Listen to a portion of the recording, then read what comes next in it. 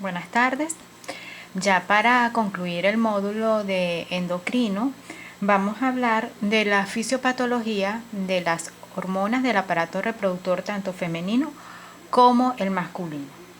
Vamos a iniciar con la fisiopatología del aparato femenino. En relación a estas hormonas del aparato femenino, podemos decir que los esteroides ováricos derivan del colesterol, como recuerdan aquella lámina que les mostramos cuando hablábamos de patologías de corteza suprarrenal. Entonces, si recordamos un poco aquello, los esteroides ováricos derivan del colesterol y el ovario puede sintetizar colesterol desde novo, pero también utiliza el que proviene de las lipoproteínas circulantes y lo utiliza como sustrato para la síntesis de hormonas esteroideas.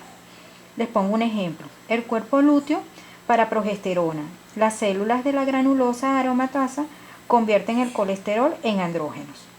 Y cada una tiene en sí lugares principales de acción.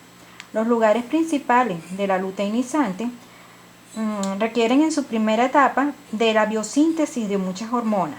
La FSH entonces se va a encargar de regular el proceso final utilizando andrógenos aromatizados a estrógenos, en cuyo caso, si no hay FSH, la LH tiene que aumentar el flujo de sustrato para formación de andrógenos y progesteronas, mientras que si no hay LH, la FSH tiene un efecto mucho menor, ya que no va a poseer sustrato para la aromatización. Y el estrógeno, el principal de los estrógenos que vamos a revisar, va a ser el estradiol.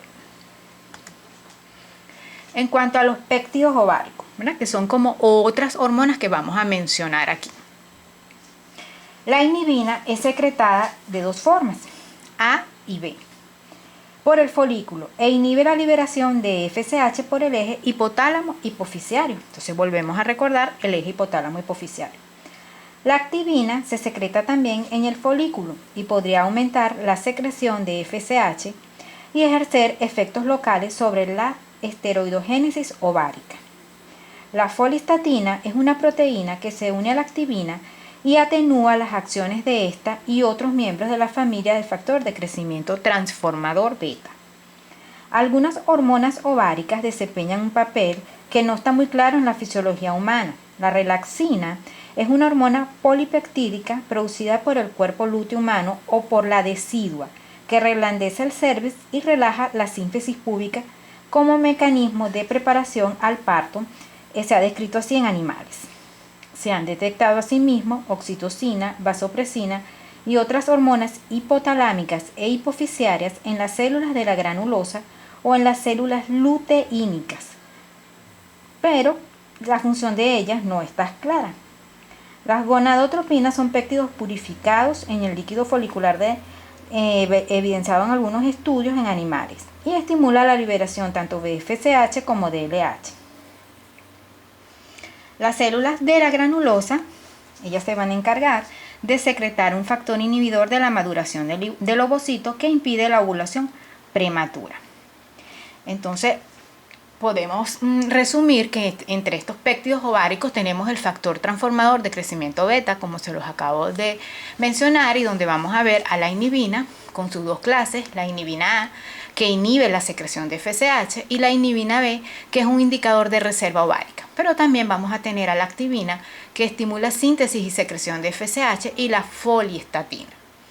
Tenemos también hormonas antimüllerianas, inducen degeneración del sistema de Müller, y la relaxina, que había mencionado anteriormente, ella va a actuar en la desidualización del endometrio. En la regulación del eje hipotálamo-hipoficiario, nosotros vamos a ver aquí cómo vamos a tener factores liberadores que van a la hipófisis, donde vamos a tener la FSH predominantemente en la fase folicular y la LH predomina en la fase lútea. En el ovario vamos a tener aquí estos péptidos ováricos que habíamos mencionado, como van a ser la inhibina, la foliestatina y la activina. Y ellos van a ir al endometrio, donde se van a encargar, como ya habíamos mencionado, de formar los estrógenos y la progesterona.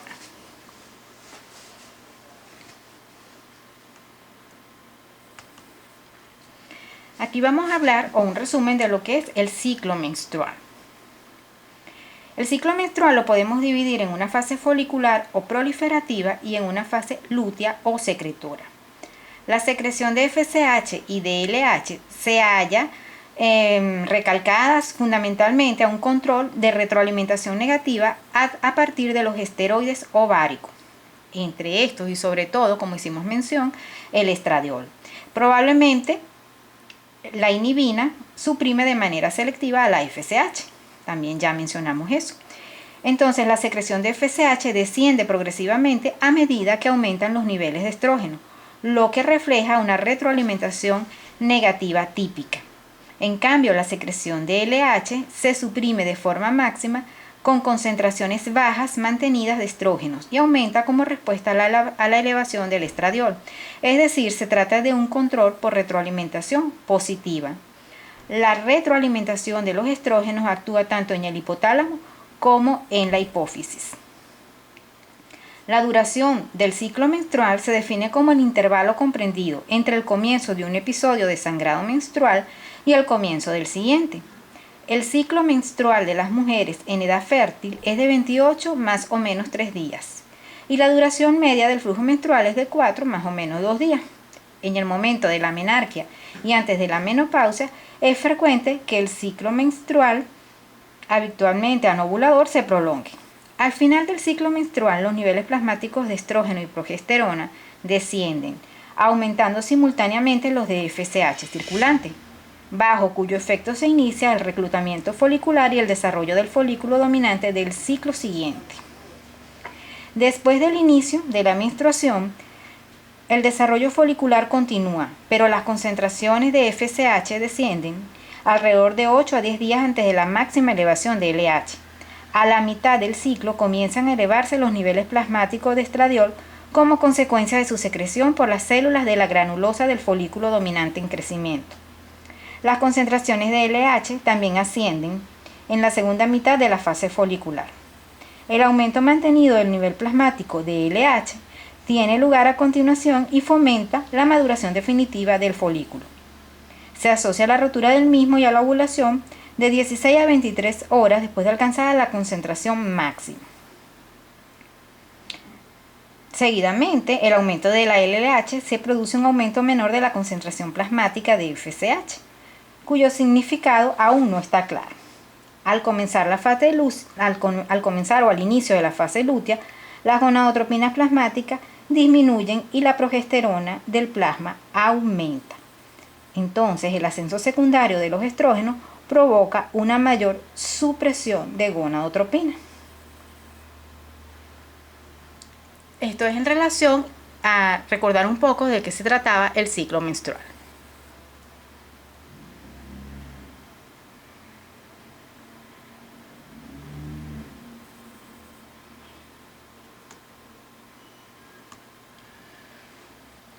¿Cuál va a ser la acción fundamental de los estrógenos? Pues ellos van a actuar en el crecimiento y desarrollo de órganos reproductores. En el esqueleto tienen que ver con el cierre de la epífisis en la pubertad y en los procesos reproductores. Y va a tener también efectos metabólicos generales.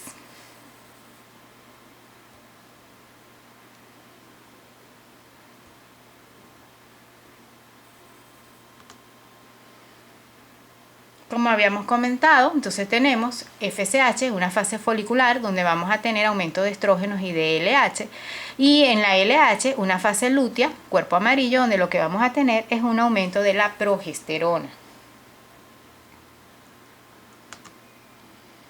¿Cuáles van a ser las patologías producidas por los trastornos en estas hormonas?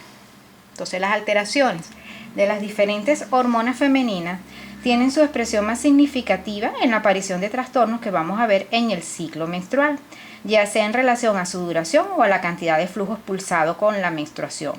Así, la menorrea implica la ausencia de la regla, la oligomenorrea van a ser menstruaciones o reglas muy espaciadas, y la hipermenorrea, una menstruación en la que se expulsa mucha cantidad de sangre, aunque también hay otros tipos de trastornos. Y hay que considerar la dismenorrea, como se denomina a las menstruaciones muy dolorosas.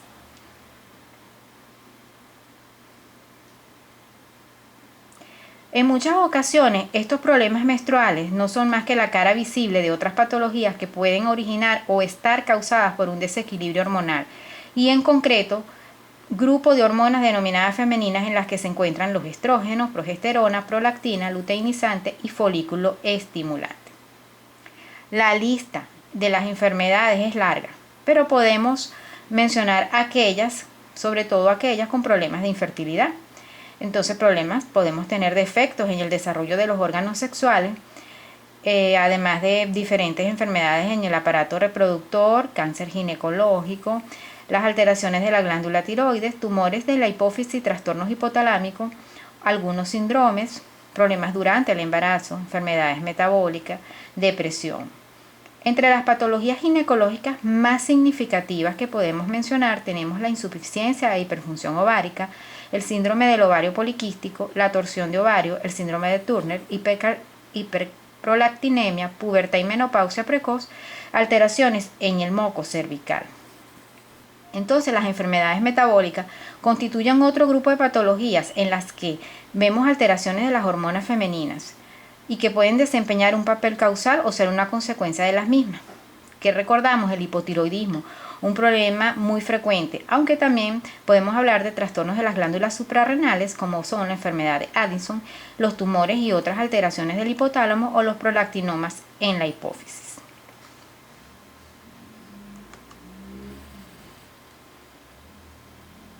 ¿Qué es la menorrea entonces? Es la ausencia de la menstruación. Y la podemos clasificar primaria cuando hay una ausencia de la menarquia a los 15 años de edad. Secundaria, ausencia de menstruaciones por un periodo de 3 a 6 meses en mujeres que ya han menstruado con anterioridad.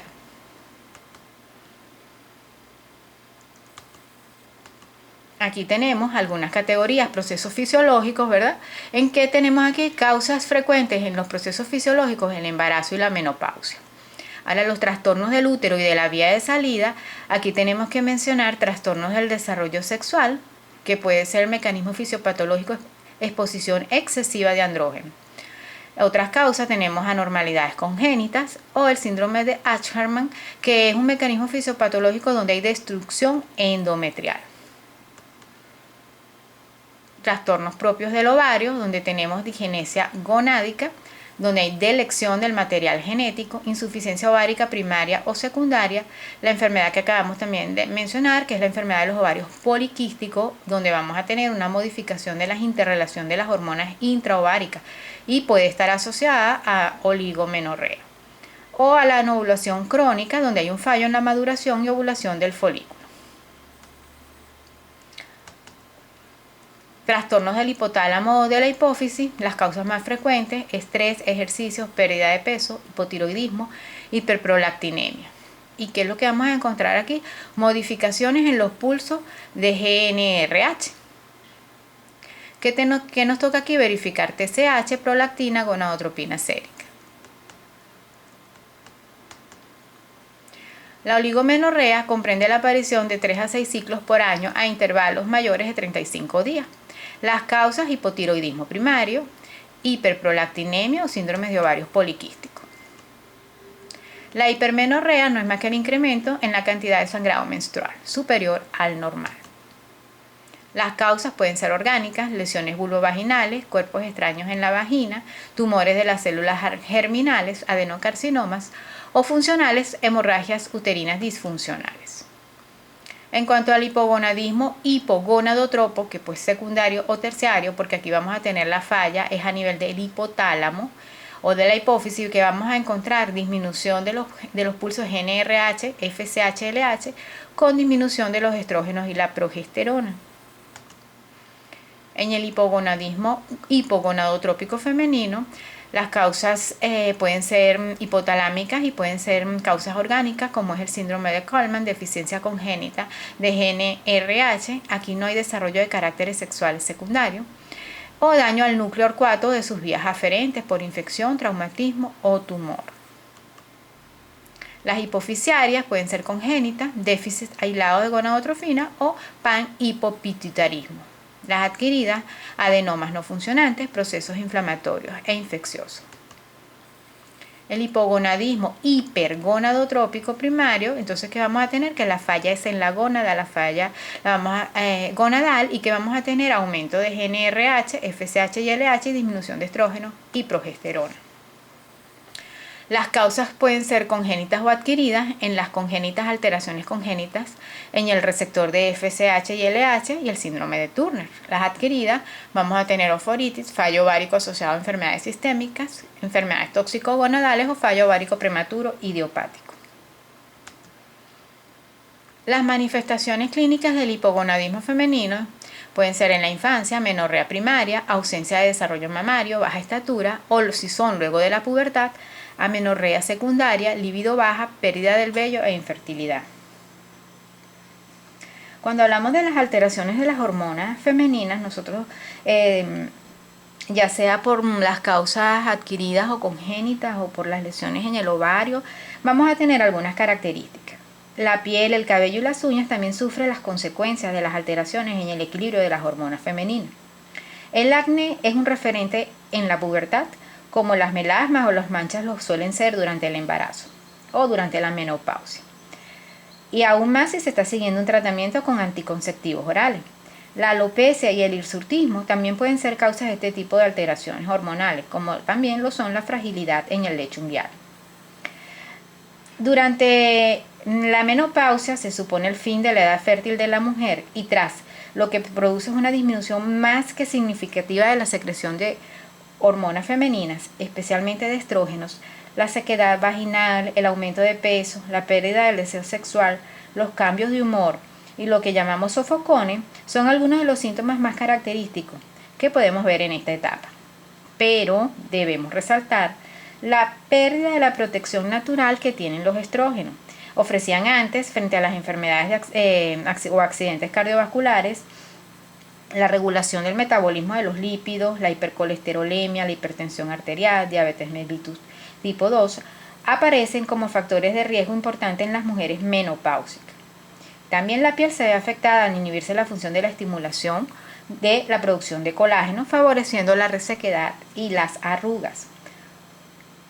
Toda esta relación de las patologías en las que se ve implicado un desequilibrio de las hormonas femeninas no hace sino verificar la importancia de que la mujer se someta a la revisión ginecológica periódica.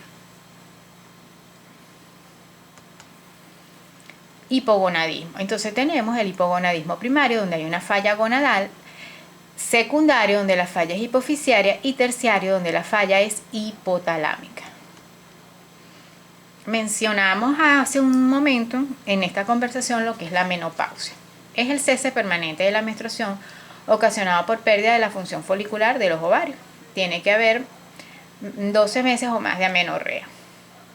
¿Qué notamos nosotros en el ciclo menstrual? Y es la evolución que tienen las hormonas FSH, LH y la estrona y el estradiol.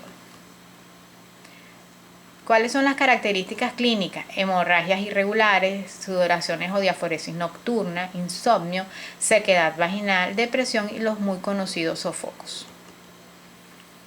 Nosotros en esta etapa, debido a la pérdida de la seguridad que concedían los estrógenos, nosotros podemos comenzar a ver la osteoporosis, que se define como la reducción de la masa ósea o de la densidad ósea, ¿verdad? Según la Organización Mundial de la Salud, la densidad ósea está ubicada a 2.5 desviaciones estándar por debajo de la media observada en adultos jóvenes sanos de raza y género similares. Y es importante destacar que tiene que hacerse el estudio de acuerdo a la raza y de acuerdo al género, porque la mayoría de los estudios de densimetría ósea vienen hechos para poblaciones anglosajonas, entonces la desventaja es mayor. Tomar en cuenta entonces la raza para tomar la densidad ósea real en estas pacientes. Nosotros podemos tener aquí en esta lámina cómo es la evolución de cuando los estrógenos inhiben la actividad de los osteoclastos. Entonces, ¿qué es lo que va a favorecer? Pues cuando hay estrógenos se inhibe la actividad osteoclástica. Mientras que cuando en esta etapa de la menopausia se pierde esa seguridad que dan los estrógenos, entonces la actividad que más se ve favorecida es la actividad osteoclástica, es decir, la destrucción ósea. ¿Y qué podemos tener? Fracturas osteoporóticas, ¿verdad? Medición de la masa ósea y pruebas de descartar enfermedades asociadas. Vamos a continuar ahora con lo que es el aparato reproductor masculino. Se nos va a hacer un poquito más sencillo porque ya conocemos la mayor parte de lo que es el eje hipotálamo hipoficiario y qué va a pasar aquí con las células de Leydig y con las células de Sertoli. Aquí tenemos lo mismo, partíamos del hipotálamo con sus pulsos NRH, en donde vamos a la adenopófisis y vamos a tener FSH y LH, que van a actuar igual en las células de Sertoli o en las células de Leydig.